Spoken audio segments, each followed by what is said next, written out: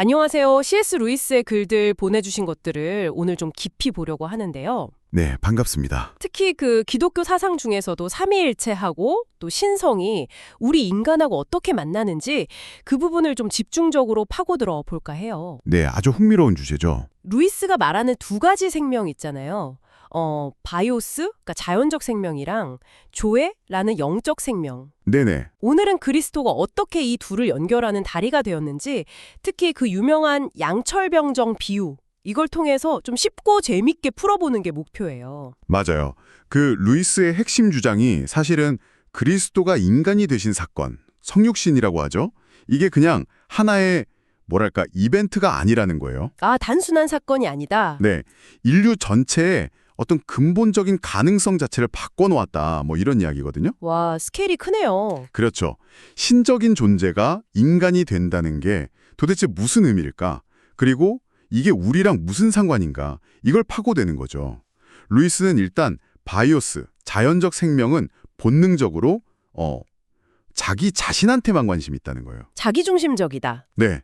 그리고 더 높은 차원의 생명, 조에는 좀 두려워하고 마치 아이가 목욕 싫어하듯이 피하려고 한다 이렇게 봤어요. 그 부분을 설명하려고 양철병정 비유를 든 게 정말 탁월하다고 생각했어요.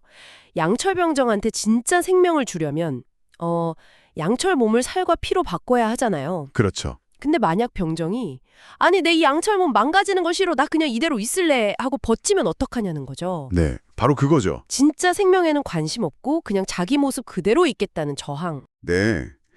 그게 바로 우리가 어떤 영적인 변화 앞에서 보이는 저항과 좀 비슷하다 이렇게 루이스는 보는 거예요. 아, 그런데 하나님은 정말 상상하기 힘든 일을 하셨다는 거죠. 직접 진짜 인간이 되신 거예요. 그냥 인간 흉내가 아니라. 진짜 인간이요? 네. 우리처럼 태어나고 또 자라고 특정 언어를 배우고 뭐 그런 완전한 인간으로요.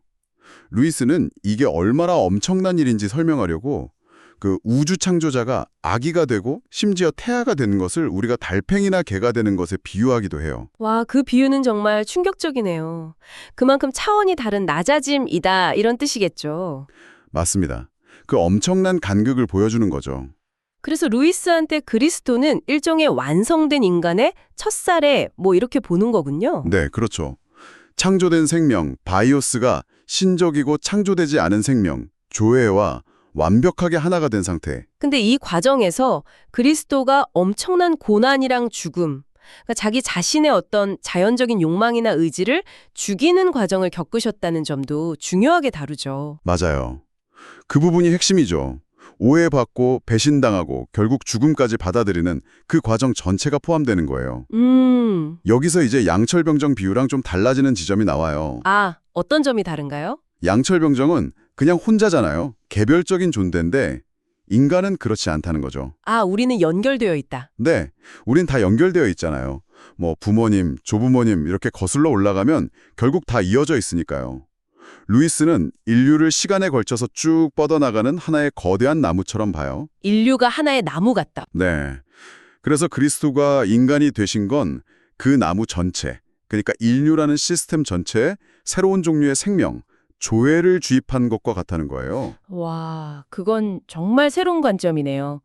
그럼 특정 시점에만 영향을 미친 게 아니라는 건가요? 그렇죠. 과거, 현재, 미래의 모든 사람에게 영향을 미치는 거죠.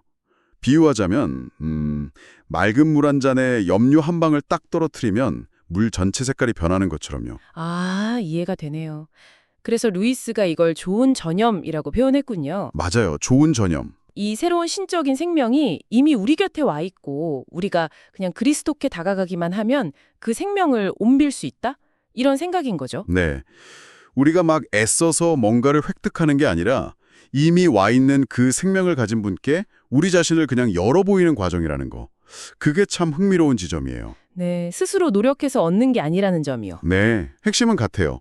루이스도 뭐 이 진리를 여러 가지 방식으로 표현할 수 있다고 말해요. 아, 다양한 표현 방식이요? 네, 예를 들어 그리스도가 우리 죄 때문에 죽으셨다 라든지 그의 피로 우리가 깨끗해졌다 라든지 그가 죽음을 이기셨다 뭐 이런 여러 표현들이 있잖아요. 네네. 자신에게 가장 와닿는 설명을 받아들이면 된다고 해요. 중요한 건 다른 표현을 쓴다고 해서 서로 뭐 비난하거나 그럴 필요는 없다는 거고요. 아, 본질은 같으니까요. 그렇죠.